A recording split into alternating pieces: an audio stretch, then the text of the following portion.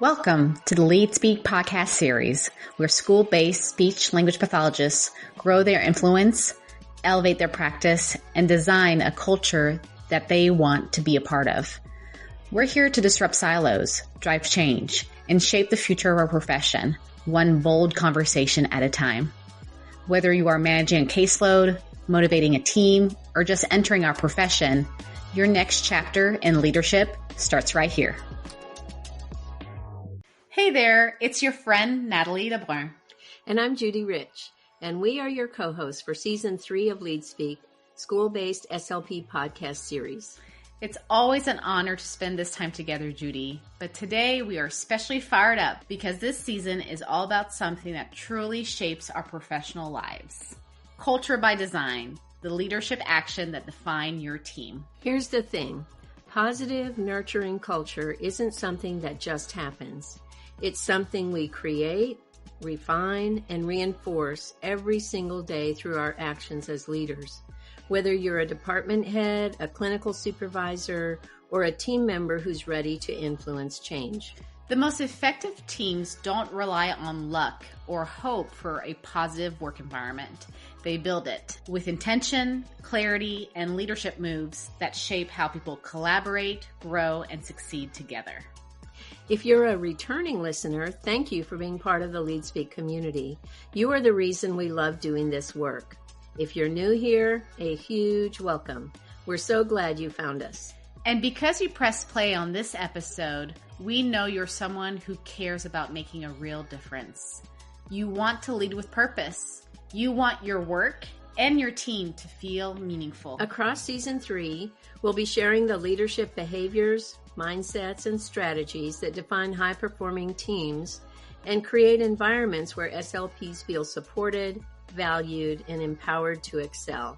We'll break it down into real, doable actions, like how to create people-centric systems, embrace change as the only constant, and strengthen student outcomes through clinical excellence. And by the end of this season, here's what you'll walk away with.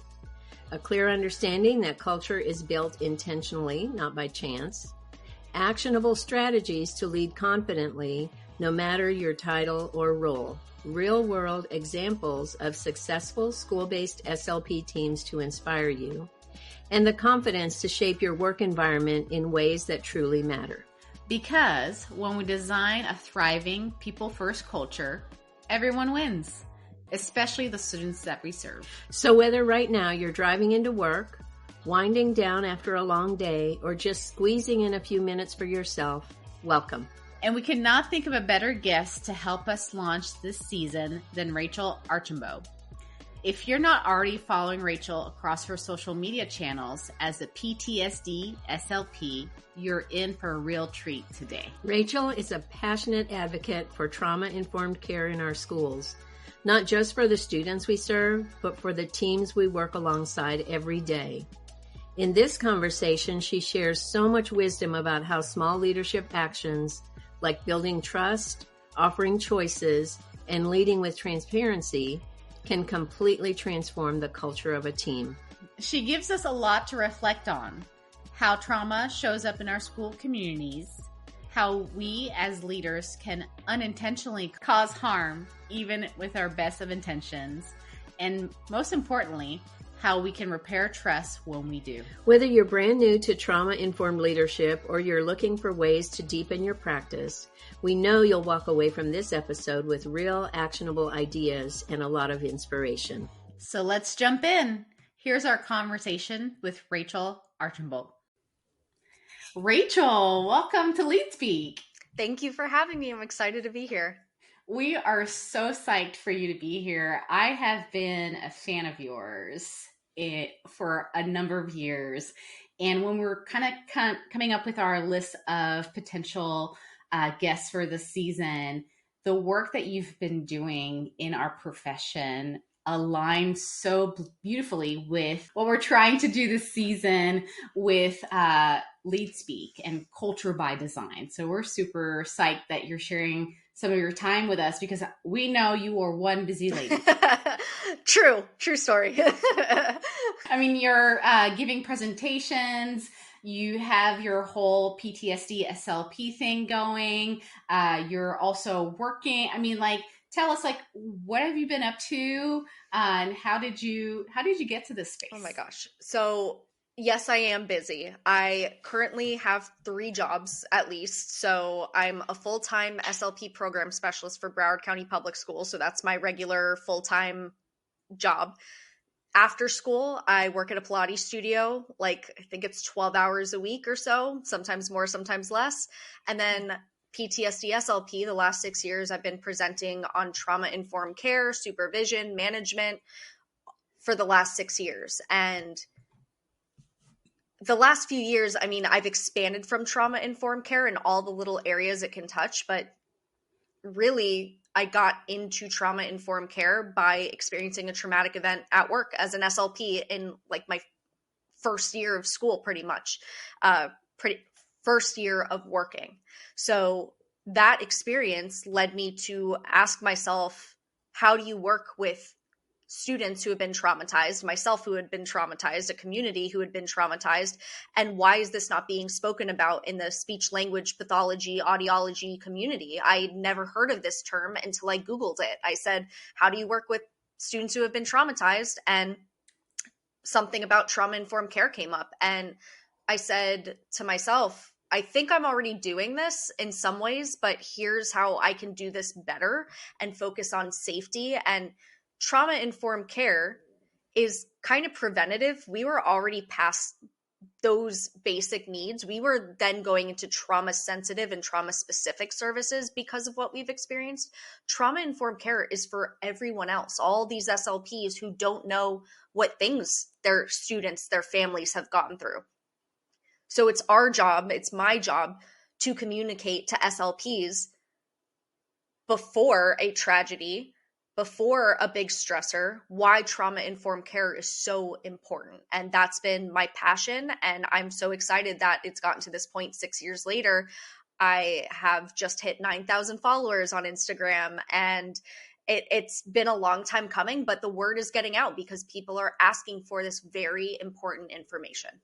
Yeah, I think you're like the first SLP that I noticed anyway, that linked our field with the need to better understand trauma and how that shows up not only in the people that we're serving, but also with the people that we're serving alongside, right?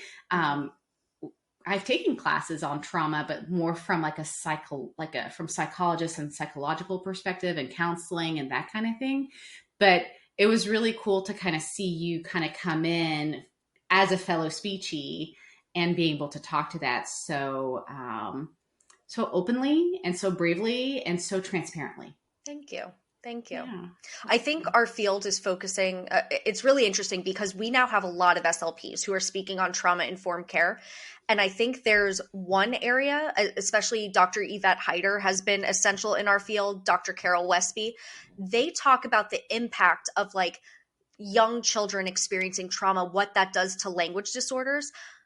Mine is more the practice of it, of how can we as the SLP make sure that we don't cause additional harm? How can we make sure that we're not the ones causing trauma? So that's been a big conversation, which is so needed because a lot of SLPs, no one goes into this field to cause harm.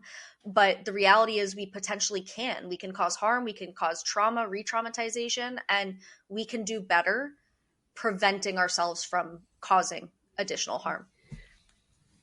You mentioned that you experienced a trauma in your first year in work, and without going into specifics, that really shaped your journey. It shaped the direction of your journey. And so now I know that you're working to change the culture of your school, but I think I heard you mention 2 terms, trauma sensitive and trauma responsive. Could you talk about the aftermath of the trauma that you experienced and how you have evolved your comments and your information for those of us who are SLPs in schools? That's a big question. So I love that you all are talking about changing culture in the school. And my big thing right now, especially in my leadership position, I'm a SLP program specialist. So I support 44 schools, all of the high schools and alternative schools. I think I have 88 SLPs. So I lend my expertise of trauma-informed care. And what happened at my school was, in very trauma-informed terms, a mass casualty event. And after something like that happens or something traumatic happens to the school culture, you need to go into trauma specific services, trauma sensitive services, which are specific things related to the trauma that was experienced. Trauma informed, I like to imagine, is preventative. It's for when you don't know what the history is of all your clients. It's when you don't know what they've gone through. So 99% of us, we should all be using trauma informed on a daily basis to all of our students and not tiptoe around the ones that we know what exactly they've had happen to them. When you do know exactly what has happened to him, whether it's a child whose parents are going through divorce, then you can make little changes, whether it's to your language, to the books that you're reading, whatever it is. I know after our tragedy, it was a big, in a high school, there's a lot of violence in the ninth grade curriculum, 10th grade curriculum, 11th and 12th grade. So a lot of those books are standards, but we had to get around them in a way to make sure that it was trauma informed for them to receive that information, but in a safe way for them to access that curriculum. So that's kind of the changing of the culture that we're talking about. We can still access the curriculum in a safe way that they feel supported. Maybe it's a trigger warning. Maybe it's a heads up. Maybe it's just skipping that chapter altogether. Maybe it's a teacher giving a summary. Hey, in this chapter, Romeo and Juliet kill themselves. We need to give a heads up in that way, especially if something at that school or in that community has happened, which happens often, unfortunately. But those are little culture shifts that you can do instead of saying, well, everyone has to read this book, so we just have to move on with it and get over it and read it and potentially cause harm in a small or a big way. We don't need to do that. So you had shared with us earlier a little bit about how the campus had shifted. Once the event happened, the campus shifted the practice with fire drills and fire alarms. Can you share a little bit more with our community what that looked like? Because that sounds to me of an example of a small shift that the leadership made in order to be truly responsive to that event. Definitely. So there are two ends of this coin. So immediately after a trauma specific or trauma sensitive shift was our school, it was like 3,600 students and probably 300 staff members. One of the common triggers of that population was the sound of the fire alarm. So in a trauma sensitive move, they said, you know what, we don't need to make the fire alarm sound for these drills that happen every single month. Instead, what they did was the principal would get on the intercom and say, in just a few minutes, we're going to be doing a drill. We will not ring the alarms. I'm going to come back on giving examples or giving explanations every step of the way, giving them a warning of what's coming up and making it as calm and safe as possible. That was helpful for those 4 years. So all the students who were there for the next 4 years had that experience in order to help them safely access this necessary legal thing that we have to do those drills. What wasn't trauma informed was after those 4 years, all those students graduated, they say, now it's time to get back to normal, which is completely disregarding all of the staff who still remain. All of the students who we can keep students up to 22 years old. So we have students in high school for potentially 8 years. Also the siblings, also the nearby school. So it was not a trauma-informed choice to go back to normal when we saw how successfully it was done without using the fire alarms. So this is a culture change that I like to talk about with the highest up in the district of why is it necessary, or even like the fire marshals. We don't need to have these scary sounds. We have fire alarms in airports that sound very nice. They're like, ding, we're having a fire drill.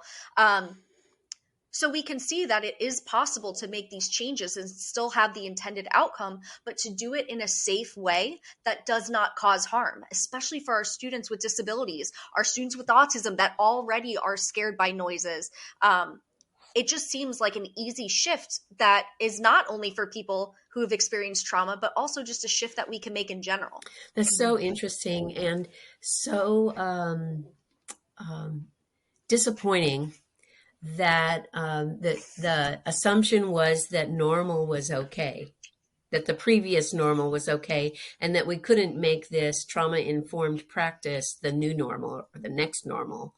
I'm sorry about that, but it just points to the place for advocacy, right, about trauma-informed care and how we as SLPs can pull on what we know about communication to be communicating in that way to just change the culture of who we are as a work group, as the SLP group, and who we are as part of the school, each school community. So, wow, that's a little practice with big implications, I think. Rachel, this is so interesting. Talk to us about how you define trauma. And, there's so much talk about trauma-informed care, and there's so much out there that is probably not well informed and well grounded. So we want to know how you define trauma and how we can be part of educating each other about trauma-informed care. Okay, so probably the biggest hurdle I have at the beginning of my presentations, I talk up to 6 hours at a time about trauma-informed care. So sometimes when I do hour-long presentations, I'm like, I didn't even get to anything. But I think the biggest hurdle that I have to overcome is people's preconceived beliefs of what counts as trauma. Especially as SLPs, as humans, we have our own personal experiences of something, or we know someone who's experienced something, and that's what we have rationalized as what counts. So I throw away this theory of big T and little t trauma, which exists in the trauma world, which basically assigns a value to how bad something is how I view it. So what is trauma is there's several definitions of it, but the word that comes up in every definition is the word overwhelm. So trauma overwhelms the ordinary systems of care that give people a sense of control, connection, and meaning. So it's one thing for our human brains to say, I didn't experience trauma, but our body is the one that's taking over control. Our body and brain is saying, yes, we did. We must keep ourselves safe right now, even though there's no perceived threat around me. So we have to take that into account for our students that are in front of us, that we look around the room and they're like, we say, you're safe. I don't understand. And the kid is just so dysregulated, and you're looking around in your adult brain or your different brain than them, not able to assess why they are so dysregulated. So trauma is an individual's perspective of something, and I like to view it in visual terms as a raindrop and ripple effect. So a lot of people think of trauma as just the single raindrop, the single event, when it's actually the event, the raindrop, and the ripple effects around it. How much support, what other factors apply to that single event. So let's give an example of a car accident. One car accident is the raindrop. But what happens if that car is totaled? Do they now not have a car? Do they have the money to buy another car? Is that causing financial instability? Are they going to lose their job because they have no transportation? What other effects are there? Do they have the support from a family member or friend who can take them? Is there a bus? Like, all of these other aspects contribute to whether something is trauma, not even taking into account the event itself. How does the person feel about the event? So all of that together contributes to what is trauma for one person. I also like to use the word divorce. If I poll 100 people in my presentation and I say, on a scale from 1 to 10, how traumatic is divorce? The range is going to be all over the place, because it's their own lived experiences. So when you have a student come to you and you find out their parents are going through a divorce and you go, oh, it's not that bad, I went through one myself, or my parents did. We're putting our own lived experiences on what someone else is experiencing, and we don't know. So all we can do as the providers is help support the symptoms that we are seeing, the help that our students are asking for us. And I like to look at this in terms of the pillars of trauma-informed care. How can I provide more safety to the student? How can I provide them more choices? How can I foster trust and transparency? Am I considering the cultural, historical, and gender issues? There are at least 6 pillars of trauma-informed care, but that's always where I start of helping support someone who is having a hard time. I always ask myself, where can I add safety, trust, transparency, any of the pillars to this specific example? I mean, that's huge, right? Like, I think a lot of us in the schools get trained and really kind of advocate to make sure your students are okay, right? Like when we're thinking about trauma, we might think of ACEs scores, right? Like, and think about our students that are sitting in front of us and if they've had any kind of adverse childhood experiences that are showing up in therapy. But I wonder, like, we don't spend a whole lot of time talking maybe about the trauma and the ACEs scores for our colleagues. And as a leader, like, are we thinking about the ACEs scores and the trauma that the people that we hire onto our teams and then we train and then we mentor, like, do we think about them through that lens too? I think that's super important because when I present, I do talk about the coworker part. I love presenting actually on the supervision and mentorship of not knowing what someone is going through. And if you all who are listening want a book recommendation, if you're interested in trauma-informed care, I talk about What Happened to You by Oprah and Dr. Bruce Perry. It's an incredible audiobook, also a great book. But that whole phrase, that mindset shift of shifting what's wrong with that person to what happened to that person. I'm much better able to handle my coworkers who are acting inappropriate. I'm looking at them like, what is wrong with you? No, shifting that. Why are they acting that way? Like, what got them to this point? We have to consider that there are things going on that we don't know about. Maybe they don't have great coping strategies. That's something I presented about today. A lot of adults I come in contact with have zero coping strategies. So they get cut off in the morning on the way to work and they're stressed the entire day and take it out on everyone. That's not okay. So trauma-informed care is just as much about our students and their families as it is about us and acknowledging what we've gone through. And Natalie, you were talking about ACEs scores. And I definitely try to get away from that because it's so what ACEs scores, for those of you who are unfamiliar, there was a groundbreaking study done in the 1990s by Kaiser Permanente, which basically had a list of 10 possible traumatic events. And what the best part of that study did was it said the more childhood traumatic experiences, the worse the physical health outcomes, up to even a 20-year reduction in life expectancy. That's massive. That's huge. But also, if we're looking at just a checklist of possible traumas, how many things are left off that list? How many things were not considered trauma at that time? So it's better for us when we're looking in terms of our coworkers or ourselves or our students. We know what our own ACEs scores would be. We know what things that we've experienced that could possibly be traumatic. And that's what we've shifted to, is potentially traumatic experiences. Things that possibly could cause trauma. Maybe for one person it does, maybe for one person it doesn't. If you look in terms of what I experienced at my school, there are people on the same campus as me who do not view the same event as traumatic because of how sheltered they were during that moment. And that's valid too. That's okay. Mm-hmm. So we definitely have to accept that the people that we are coming in contact with are going to experience things. The prevalence of trauma is a national health crisis.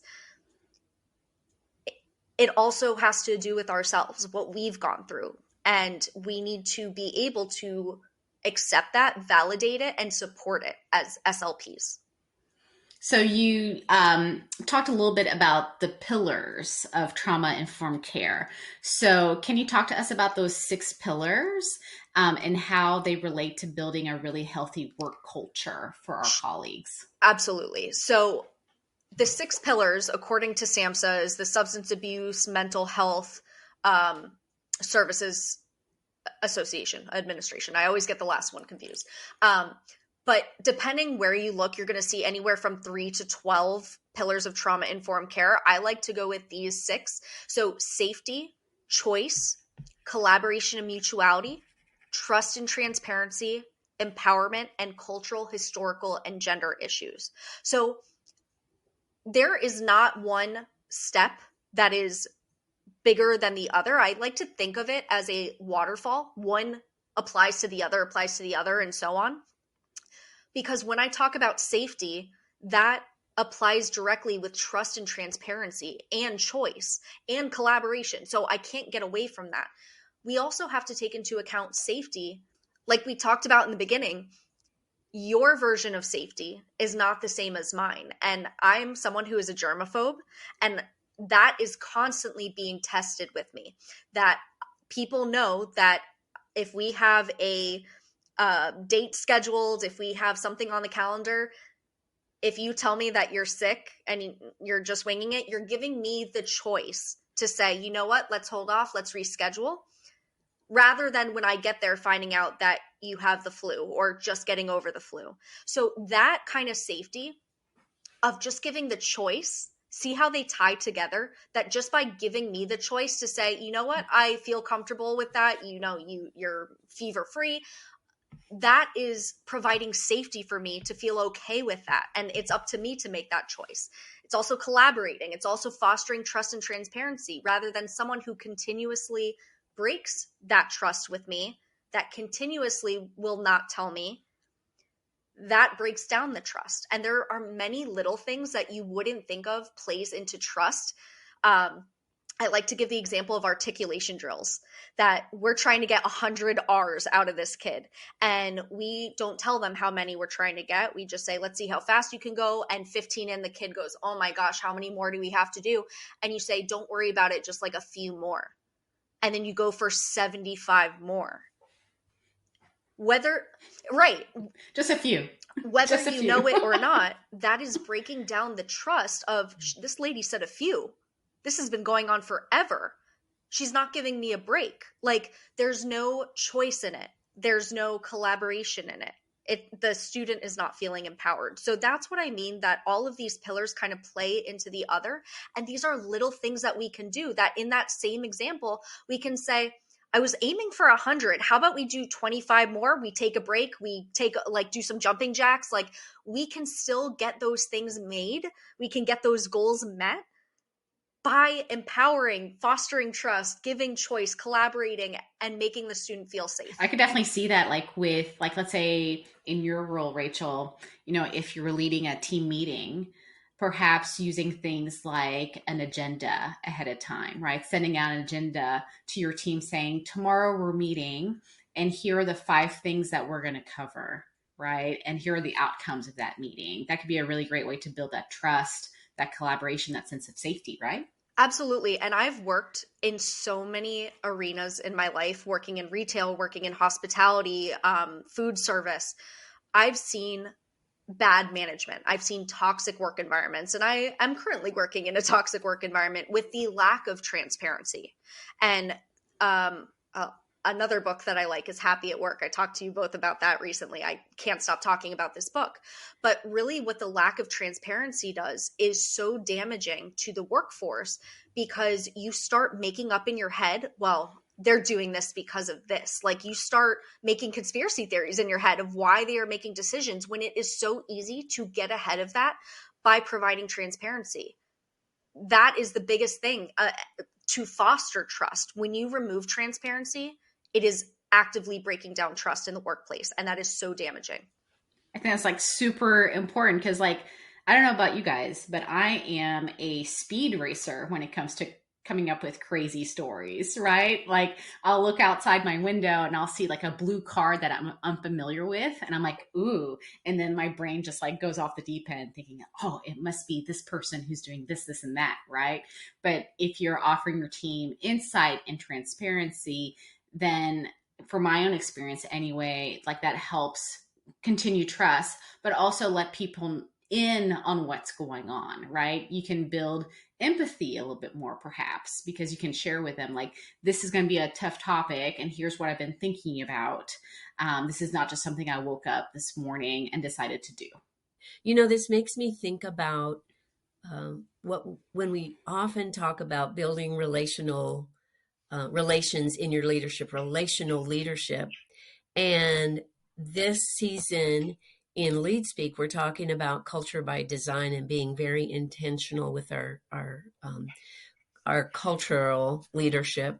And I think what's really cool and practical about these pillars of trauma, whichever 6 or 8 you grab onto as a leader, they lend themselves to building relational trust and the relational leadership, and you will have your team behind you. You will have a shifted culture if you can activate the pillars of trauma. So what do you think about that idea, Rachel?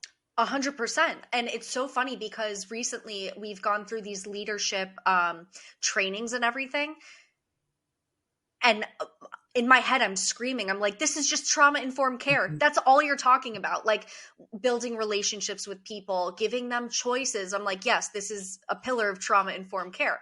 So absolutely. I think of all the damage that has been done by not allowing staff to feel safe, not giving choices, not fostering trust and transparency, not understanding the cultural, historical, and gender issues. There are so many problems by not providing these and so many benefits to using them. I don't know why people don't, because maybe it's easier for them. Maybe it's too much work. Maybe it's too much thought, but it really is so helpful to build the culture of the schools in a positive way in your employers. It's so helpful. Yeah. And yet I'm also thinking it's not a toggle switch. So if you've experienced or are experiencing a toxic work environment and then things shift, your leadership shifts and there's more chances for wellness with the new leadership that comes on, it's going to take a minute to build back that trust, to really be intentional about shifting the culture because of what you mentioned earlier about that raindrop and ripple effect. So the toxicity has a ripple effect out, so it's harder for you to trust that the new leadership is dependable, trustworthy, has integrity, is going to move forward in terms of wellness. So this is a really big topic in terms of building culture. Absolutely. And I've done presentations on trauma-informed supervision and management up to like 6 hours at a time. So this is such a little amount of time to talk about everything. With what happened, if you're talking about the raindrop and ripple effects, because of what happened at my school, there have been 5 different superintendents of this time. And we also are the 6th largest district in the country. This is a massive district. So having new leadership come in every time, I think the biggest error that is made is not listening and instead directing and making changes, because that is what causes this trauma of people coming in of like just hoarding things. And when people have experienced trauma, they need an added sense of control. So it's people trying to rationalize on their own. So the easiest thing that people can do is be transparent and foster trust. And when you're not fostering trust, this contributes to a toxic work environment. So all of these things are interconnected and rely so heavily on how the management believes they can be the best manager. And a lot of people think that's keeping things close to their chest and not talking about the information that they have, which is so damaging. That's so true. So you've talked about this idea of causing trauma, right? Like how we need to be more aware of the potential actions that we take as a person who is in a leadership role, formally or maybe informally, whether you're leading a team of 80 to 100 SLPs, or you're just like leading yourself on your campus and your caseload, right? So can you expand a little bit about how we can work every day to make sure that we're not causing trauma, whether it is towards the students that we serve or the people that we lead? I think the easiest answer to that question is to constantly be reviewing the 6 pillars of trauma-informed care and asking yourself, where can I provide safety to this specific group? And keep going. I don't know how high the person is in leadership. Who is the person below you, and who do they support, and who do they support? Like, you have to keep going down the ladder. I think it's also important to have touch points with those people. One big thing that kind of happened was we had we asked for a meeting with our supervisors, and we said, here are the problems. Please, like, give us this information, do this. And the response was like, no. So that kind of shut us down to a point that stifles creativity, because micromanagement, I think, is a big one that a lot of people don't understand. And I think that's also a problem in a female-dominated profession like SLPs are. I think it's 97% female. Micromanagement is a very hard thing to address with a female-dominated profession. Because when men do it, sometimes they're just, ooh, you're super organized. You're just a data guy. But when women do it, they can be bossy. They can be micromanagers. But micromanaging in general, when there's different categories of it, or different, I guess, what does micromanaging mean? But really, it's like having your foot in everything, not having trust in the people that you're giving this actual task to and having to take over. So micromanaging is directly affecting the trust and transparency, how someone feels safe, not empowering, not collaborating. It is breaking every single trauma-informed pillar when you don't think it actually is. So when you are a manager and you are asking yourself, am I a micromanager? If your answer is no, I ask you to reflect on that and say, how might I be perceived as a micromanager? Am I overstepping into the tasks that I have directly given to someone else? I think it takes constant reflection. And instead of saying, no, I'm not doing that, or that's not my intention, you really need to reflect on, is this what is happening, or is this how it is being perceived? I think that is so important, because a lot of people don't realize they're doing that, or they just say, that's just how I work. I want to make sure everything's good. I've got the time to do that. But no, you're taking away agency from the people who are hired to do this task. I think that point of not being your intention is like, that's not my intention, right? Well, I don't think any of us get into this role to cause harm and be the bad guy and cause trauma. I don't want to think about that way. But you're so true. Like, maybe taking a step back, like, that might not be your intention, but how is it perceived? How is it received on the other end of the line? That's huge. Absolutely. And in many corporate spaces, you are able to rate your boss. Sometimes with the fear of retaliation, sometimes without the fear, hopefully without the fear of retaliation. But I find that is a reflection tool. That is, if people are able to anonymously describe what is going on, you're gonna be hit with some hard truths, hopefully. Or you're doing such a great job that there's nothing to complain about. But when we are not given the opportunity to discuss how things are perceived on our end, then people are just coasting, thinking they're doing a great job, or not giving themselves the opportunity to be rated like that. When I'm rated by my observation, the people above me are rating me on how I'm doing as a supervisor, but I don't get to rate my supervisor. So that's a really hard dynamic that in many corporate spaces, that is a very common thing. And we don't have that ability to do that. That's really, really interesting. I've long thought that if you're in any kind of central supervision or coordinator or director or assistant sup, whatever position in a school district, and you have a team working with you and you're the lead person on the team, that you should be engendering as much shared responsibility and teamwork that everybody on your team could do your job if you left it tomorrow. And that takes a certain kind of mindset to be able to share the power. But I also believe that love, power, and leadership have this one thing in common, that the more you share it, the more there is in the universe. So if you share the pieces that you perceive as your leadership role, if you share that, you're changing the culture because you are transparent. You're giving out as much information as you're able to, and you're pretty direct about it.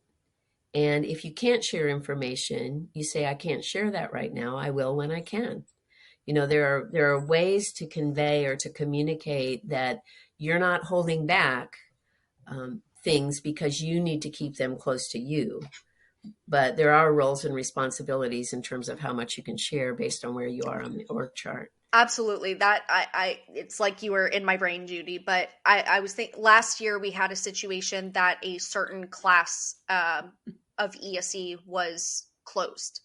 And when the supervisors skipped my level, but the SLPs were the ones to find out first from online, that is breaking down the trust at my level, because when I get calls from my people saying, did you know about this? And I say no, they think I'm lying because the transparency wasn't there. So that's really difficult, that I'm 100% honest. I did not know. And they go, maybe this is a conspiracy theory. Rachel did know, you know? So this is where all levels need to be trauma informed to be the most trauma informed, and it helps business. Like at the end of the day, being trauma informed helps business. It helps leadership skills. So when one level isn't being trauma informed, it prevents all of us under that from being trauma informed as well. So one of the pillars that really caught my eye, and I would love for you to expand upon, is the idea of peer support, right? Because as speech language pathologists, we're oftentimes the only SLP in a building, right? And not many people actually truly know what we do. So can you talk to us a little bit about, like, how does peer support really fit into promoting a trauma-informed team and workplace? So I think it plays into the empowerment part of prioritizing, empowering the people in those roles, like we've been talking about for the last little bit, and skill building. You know, different schools have parent, teacher, staff collaboration meetings, you know, like SAC, SAF, whatever they're called. There needs to be more of that with the teachers that are able to talk to the people above them. So after the tragedy at my school, they made a task force pretty much of being able to have representatives, which also the union does as well, that we have a representative we can go to if there's some sort of problem. But this was a task force specifically at the school to bring concerns that we had to our administrators as a representative for us who didn't feel comfortable talking about that. So that's kind of that peer support. Also, that peer support is taking that opportunity away, like not with admin. So just having the people at the same level talking, because there is that power dynamic there, whether if you have a great administrator who doesn't make you feel like there's a power dynamic there, that's awesome. But at the end of the day, there is. So some people might not feel safe to say what they want to say with that power dynamic there. So again, it one plays into the other. The peer support plays into that if you don't allow the people at the same level to communicate, that is going to disrupt the trust and transparency and safety.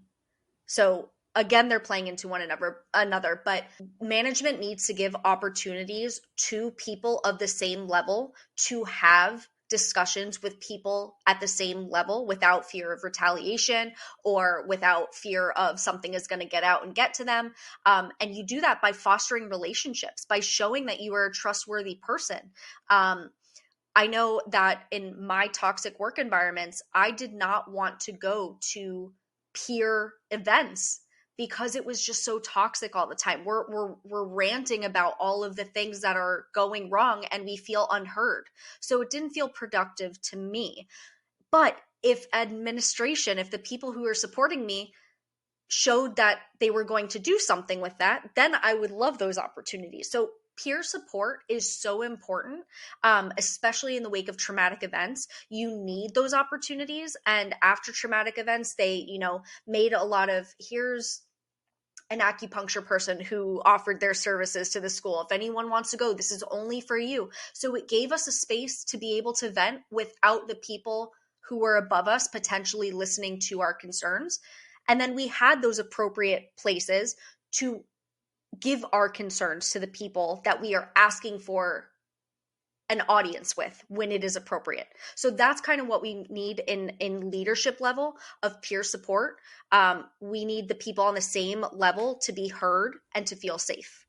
So what could that potentially look like for a speech pathology team in a school district? Like, what are some practical things that leaders can do and design in order to kind of fit into this approach? So my being a massive district, I have zone meetings, which I did today. So my zone meeting is part of the elementary schools, middle schools that flow into a high school. So it's like all those kids will potentially meet at that high school. So you have an opportunity for all of the SLPs to meet, whether it's in person, on virtual, whatever's most accessible to them, to talk about, to vent, whatever they want to talk about. I always pop in at the beginning and give them an opportunity to say what they want to me, to ask questions, to be as transparent as possible, but it also to make them feel safe.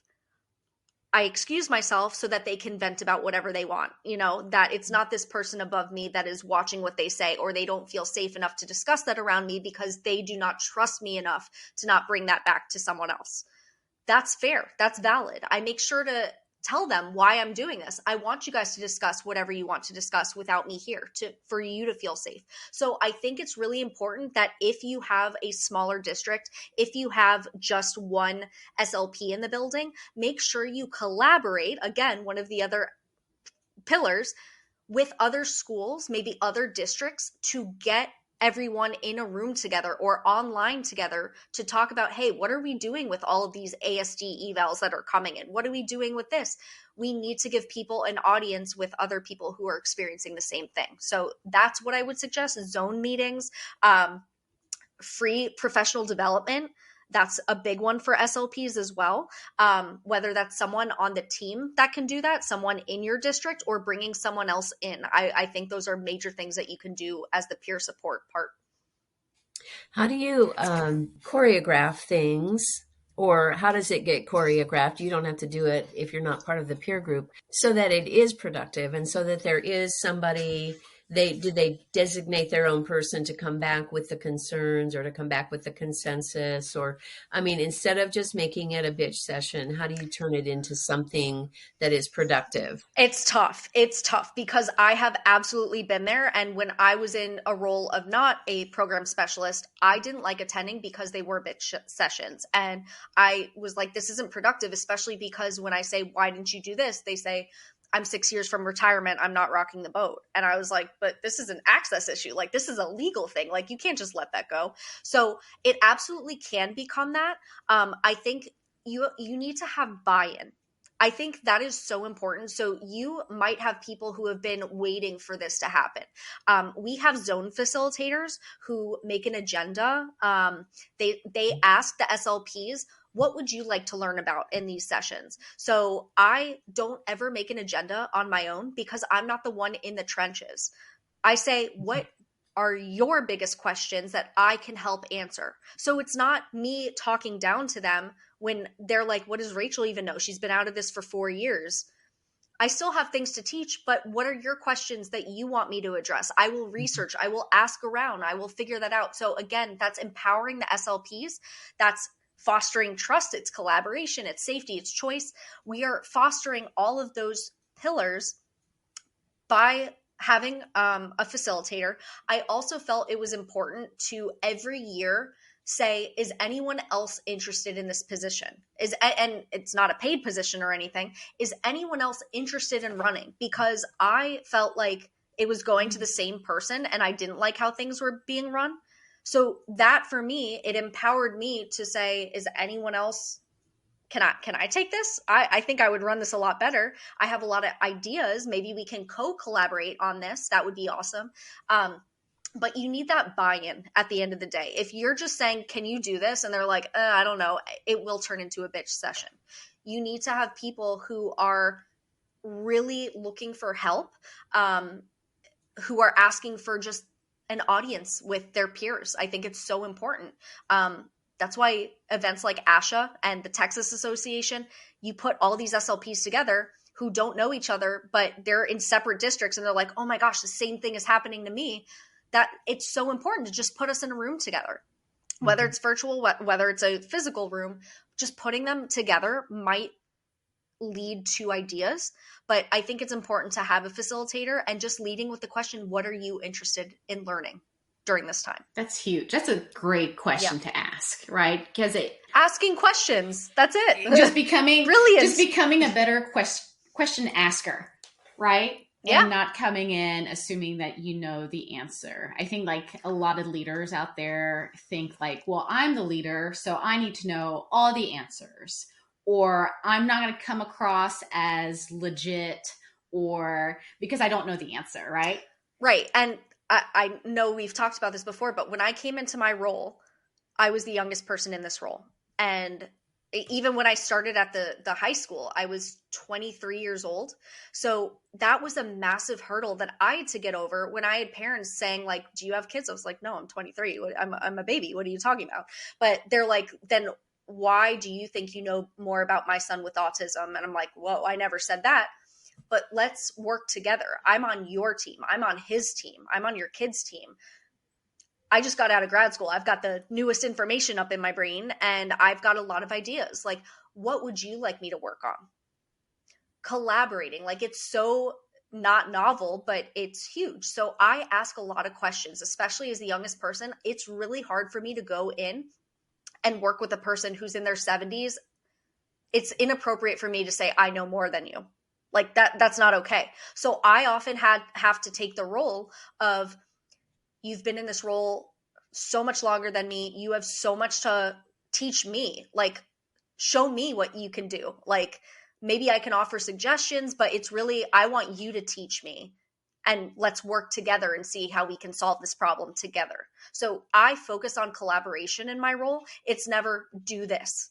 What do you think is a common mistake that leaders, SLP leaders, make that unintentionally might cause harmful effects with their group? We're still talking SLP group. We're not talking students on the caseload. We're just talking grown-ups here. I think not asking questions. I think that is not collaborating and not asking questions. I think that is how I best try to use my leadership role.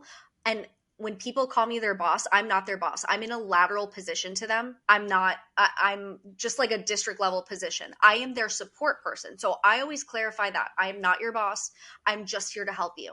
Like, my one job is to help SLPs. And in many other districts, I know that it's not like that. The SLP leads have a caseload of students and they only do it a couple days a week. I'm very lucky that my job offers me full time to an SLP, whatever questions they may have. But I always lead with collaboration and questions. What do you need my assistance with today? What questions do you have for me? What can I research for you?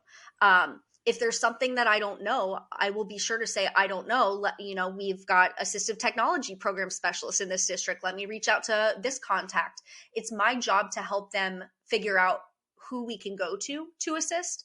But I think the biggest mistake that can be made is not asking questions and not reflecting on yourself. Like, I think that's probably one of the bigger errors as well. I love it. So let's flip it to the other side of the coin, right? Like, we've tried our darndest to like prevent and to not assume and to ask questions. But eventually we will cause harm right? We will cause some form of trauma where we have to go into this like repair mode with our colleagues, with our students, with even if we're managing to our bosses and their bosses, right? So what would you recommend we approach the follow up and the follow through when you've misstepped? Number one, apology. I can't tell you how many times in different roles that a supervisor or even growing up, an adult had never apologized to me. And I know that that was a big thing working with my high schoolers, that I apologized to them. And they were like, you're allowed to do that? You're allowed to apologize to a child? Like, didn't know that that was possible. So I do make sure that when I misstep, the repair is just as important. I know when I do my presentations, a lot of people get hung up on I can't ever cause harm. I'm too scared to talk to anyone now because I'm so scared of causing harm. And I make sure to talk about the repair being just as important. We are going to mess up. We are going to make a mistake. We have to prioritize the repair as well. And that can start with an apology. Whether it's, I've had a CF last year that was highly anxious and was just telling me no all the time. I would give suggestions and we set each other off. Like, it was not a great situation. That her emotional regulation set off mine, set off hers, and it was just not going anywhere. So I came in a different time and I sat there and I was like, look, I want to apologize for last time. We didn't really get anything done, and my whole job is to support you. Where can we start that will make you feel supported? So I always start with questions. Do you have any comments about last time? Do you want to address anything that was said? I'm giving them the space to do that for when there is a mistake. Because if I didn't allow that to happen, we wouldn't have been able to rebuild our relationship. She wouldn't be able to trust me. She wouldn't come to me for support. She doesn't view me as safe. But because we had that repair session, we rebuilt trust and there was no issue ever again. But I also had to address with her, you can't scream in my face when you are disagreeing with me. Like, you have to let me know, like, I'm having difficulty right now. Is there I asked, are there coping strategies I can help you with? So I took responsibility and she also has to take responsibility, but I also don't take things personally, because some people just aren't at that level yet. I have to say, I can only control myself. I can apologize, and showing that collaboration and trust part, I'm hoping that she will be able to replicate that as well. And she did. She felt safe in that moment and she said, I do want to apologize as well. And we moved on from there. When you don't have that repair session, and it doesn't have to be like an actual session or anything, it was just a natural thing that happened coming from an apology. That prevents us from moving forward there. And that may damage the relationship beyond repair. Rachel, can you talk a little bit more about how to deliver a heartfelt, authentic apology? I find that a lot of people in our society of all ages do not know how to say I'm sorry without an excuse or a blaming statement or Yes. something added to it. So share with us a little bit more about the how-tos of apologies. I will sometimes state what my intention was to clarify, but I won't apologize and say, well, you were supposed to get this out of that. Like, basically, I don't want to dismiss them for what they gathered. That's their perspective of it. I can explain further and say, my intention was to help support you in that moment. However, I understand that that was not the way to go about it. There are also, you'll find it on, when you Google like couples therapy. I study couples therapy to help me with my leadership skills, because one thing that they teach you is not using you did this, like you felt this, like putting words in someone else's mouth. I can only be responsible for myself. I said this because, not you took that bad. You did this. You didn't hear me right. that is going to cause dysregulation, and we are not going to get anywhere from there. So I always use I statements. I said this because, let me explain myself. Also offer to them of, what would you like to discuss about the last time? So giving them an opportunity to be heard as well.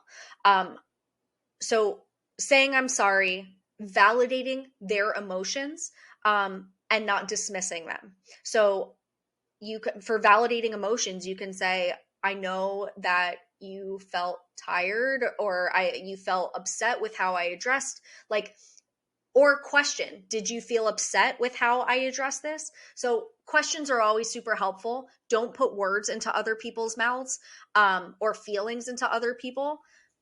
Just talk about you and your responsibility. That's it. So we are quickly approaching the end of the academic year for our students in our buildings, but also graduating new SLPs into our field, right?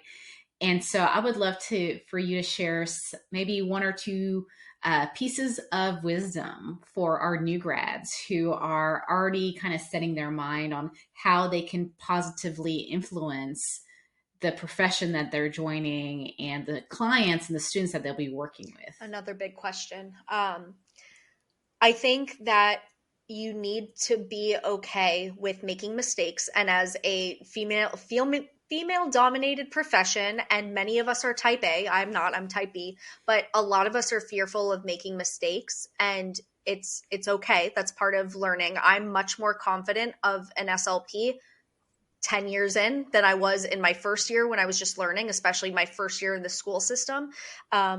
It's okay to make mistakes, and prioritize relationships. I find, especially with the grad students, they come out and they've been hammered about data taking, and they are so worried about getting every single plus and minus and circle and everything. And they are so stressed out about that. And when you talk to a lot of seasoned SLPs, they're like, you take data? Like they don't, and that's not right either, but it's somewhere in between. We definitely need to focus on the relationship building. And I don't think that's so much talked about in school as much. It's about the clinical aspect of it, of taking data and what data do you have to support this goal and everything. And they come in and they forget the human aspect. So don't forget the human aspect. And it's okay to not focus on speech therapy as an SLP. What I mean by that is, when I had my high school students come in, I had a calm down corner, and it was just like a dark corner of my room that I had a nice fluffy chair and everything. And I would always offer the choice of, are you ready to start now? Or would you like a minute or two in the comfy corner? And most of them would say, I need like a minute, just because it's like a 10-minute walk from one side of the campus to the other. It's hot outside. It's raining outside. Give them a moment to decompress. We're human. We need transition time ourselves. So to immediately start in, it's not building that relationship. It's not feeling safe. It's not collaborating with them. So to give them the choice of just, do you need a couple minutes? Yes. Instead of just having them come in and say, all right, our sounds, like calm down. So I think a lot of us get into that. We're SLPs. We need a SLP all the time, and just, we're human first, and take that human aspect of building relationships and humanism into it. One of my graduate students this semester, I think, captured everything that you just said now in a quick sentence. And she said, our clients or our students are human too. Yeah. And I was like, yes, that's it. And so are we. And so are we. I mean, that was a big thing that when we're talking about that trust and transparency, I've been told so many times over the years, like, don't share your personal life. Don't, where's the boundary there? So I remember after experiencing a traumatic event, I would come into work like crying, or I would have a moment that I'm crying. And if a student who is autistic, who we've been talking about, like, reading emotions and everything, and they say, Miss A, are you okay? And I say, don't worry about it, I'm fine. I just lost their trust as well. Like, this is what we're training them for. I can absolutely say, you know what, I'm having a hard time right now, but I'm okay. Thank you for asking. So there doesn't need to be that harsh boundary of, like, I don't need to tell them my dating life. Like that's not appropriate. But I also don't need to be this hardened person of, not acknowledging emotions or not being human, of saying like, yeah, I am having a hard time. Thank you for asking. I'm okay though. And the same for when my students feel that way, or for when my SLPs I'm supporting, I will ask them, how are you doing? Instead of just rushing into, you're billing wrong, you're doing whatever. Like, no, that's not okay. So Rachel, so as you know, with all of our guests that come on to the show, we always have a series of wrap-up questions just to get to know you a little bit outside of your very broad areas of interest and what you love to speak about. So can you tell us about maybe like a book or a song or a podcast that you've really enjoyed lately?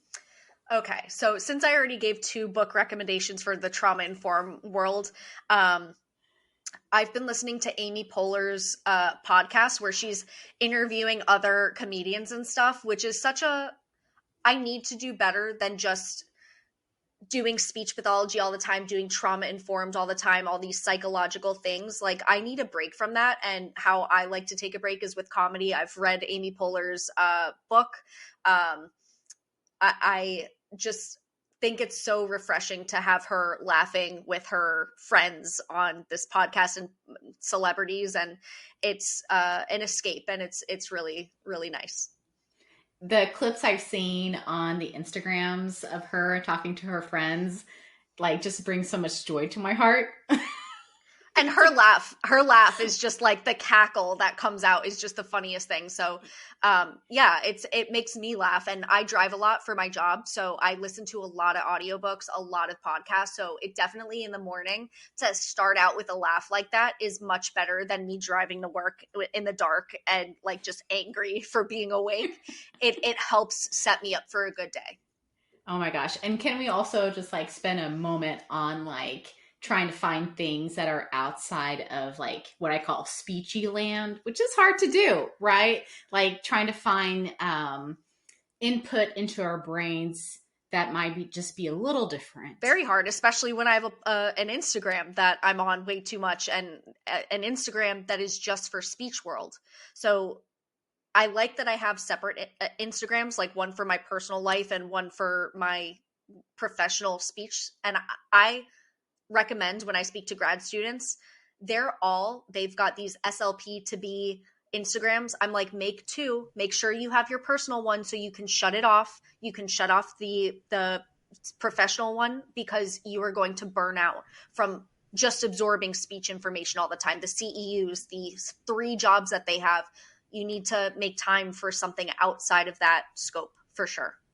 That's huge. I'm on a group chat with some SLPs I'm good friends with, and it's a book club, and I'm the really lame book club member where they're all reading super exciting fiction books. And I'm always like, here's my other nonfiction book about business or speech or autism or whatever. Yeah. And I think like for me, I recognize like I need to do a better job of like letting time and space for non-speech related things, because I'm just not really good at that right now. Right. I'll give you some recommendations for my fantasy books, and I love it. I will take it. I absolutely take it. So if you had an extra hour in the day, how would you spend it? Probably sleeping. I am a sleepy girl. I feel like I need a lot more sleep than a lot of people, and I just never feel like I get enough sleep. And when I told this to my doctor, she's like, don't you have like 3 jobs? I'm like, okay, fair. Like, she's like, you do a lot, you know, you are tired, and that's okay. You are living by yourself, and that means a lot of extra tasks for you to complete all on your own. So it's valid. And I used to feel a lot of shame about like taking naps, that people are like, oh my gosh, you do that every day. And I'm like, I have to, like, that's what needs to keep me healthy. Yeah. So probably nap. I love it. I love it. All right. So here's the last question. And we've asked this of every single person who joined our show for the last 3 seasons. And so what is leadership to you in one word? Reflection. I like it. I like it. So good. So good. Well, thank you for spending time with us, Rachel. Thank you for having me. I swear I'll come back. Yay. We'll take you up on that offer for sure.